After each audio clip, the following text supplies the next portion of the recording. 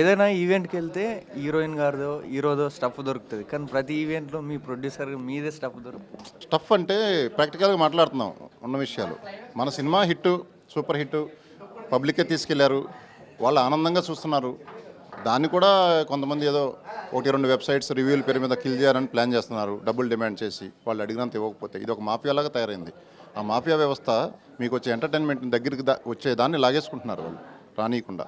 కొట్లబెట్టి cinema తీసి నీకు ₹100 entertainment ఇస్తున్నప్పుడు దాని మీద 24 క్యాప్లు బతుకుతున్నాయి. మీరు రివ్యూస్ రాసి మీరు బతుకుతున్నారు. ఆడియన్స్కి ఎంటర్టైన్మెంట్ వస్తుంది. ఒక ప్రొడ్యూసర్ మీదే భారం పడుతుంది. సరే నో ప్రాబ్లం. అటువంటి మూవీలని కూడా చంపేస్తున్నారు ఆడియన్స్ దాకా. వాళ్ళని థియేటర్ రానియకుండా ఎట్లా బతికింది ఇండస్ట్రీ, దాని గురించి మాట్లాడాను నేను. మూవీ అయితే సూపర్ హిట్, అన్ని ఆడియన్స్ ఫుల్ ఎంజాయ్, ఒక్కళ్ళ నుంచి కూడా నెగిటివ్ లేదు. హాల్ థియేటర్స్ అన్ని రాత్రి అయితే అన్ని ఫుల్ అయిపోయినాయి. ఫ్రైడే నైట్ ఇక సాటర్డే సండే ఇంకా థియేటర్స్ కూడా పెంచుతున్నారు. ఆంధ్ర తెలంగాణ సీడెడ్ అన్ని ట్రెమెండస్ రెస్పాన్స్ ఉంది. మొత్తం ఆడియన్స్ ప్రతి 2 నిమిషాలకు నవ్వే సినిమా థియేటర్లో. మీరు చూసారా? మీకు ఎట్లా అనిపించింది? Thank you.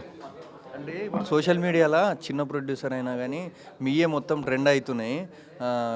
అలాగే ఇప్పుడు మీకు ప్యాషన్తో ఫస్ట్ నుంచే సినిమా ఇండస్ట్రీ మీద ఇలా ఉందని అనుకున్నారా, లేకపోతే సినిమా షూటింగ్ స్టార్ట్ చేసిన నుంచి ఈ కష్టాలు చూసారా? నేను లేదు, నాకు తెలుసు, అవగాహన ఉంది. సినిమా చేసి మొత్తం రిలీజ్ అయ్యి దాని సక్సెస్ టాక్ వచ్చి ఇదంతా చూసినోడే కదా, ఇప్పుడు చూస్తున్నా కదా. చూసినప్పుడు ఇంకా కొన్ని విషయాల్లో క్లారిటీ వస్తుంది. అసలు ఎందుకు ఇండస్ట్రీ ఈ విధంగా ఉంది, ఆడియన్స్కి ప్రోడక్ట్ ఎందుకు రీచ్ కావట్లేదు, వాడు ఎందుకు థియేటర్కి రావట్లేదు, అసలు ఎక్కడ తారతమ్యం ఎక్కడుంది. చాలా గ్యాప్ ఉంది ఆడియన్స్కును సినిమా ప్రోడక్ట్కి మధ్య. ఆ గ్యాప్ని దళారులు కిల్ చేసేస్తున్నారు. సో దాని గురించి మాట్లాడాను. అదేవిధంగా మొన్న ఈవెంట్లో ప్రొడ్యూసర్ మీద భారం పడకుండా దాన్ని ఎలా చేయాలనేది ఇట్లా కొంచెం కూర్చొని అందరూ మాట్లాడుకుంటే డెఫినెట్లీ ఇండస్ట్రీ చాలా పెద్ద స్థాయికి వెళ్తుంది. ఎంటర్టైన్మెంట్ మోర్ ఇవ్వగలుగుతాము, ఆడియన్స్ని తృప్తిపరుస్తాం డెఫినెట్లీ. ఈరోజు ఈవెంట్లో అంత కోపంతో మాట్లాడడానికి అసలు అది కోపం కాదు, జరుగుతున్న విషయాలు చెప్తున్నాను. అలా చెప్తేనే కనీసం కొంతమంది అన్న విని అటువంటి చీడపురుగుల్ని పట్టుకొని వేరేస్తారని. అంటే నెక్స్ట్ ఏమైనా మూవీస్ చేస్తారా? ప్యాషన్తో ఒకటే మూవీ ఏం లేదు, చేస్తాం. మళ్ళీ మంచి స్క్రిప్ట్ వస్తే మళ్ళీ వెంటనే ఇంకోటి చేస్తాం డెఫినెట్లీ. ఈసారి పాన్ ఇండియా లెవెల్కి వెళ్తాం.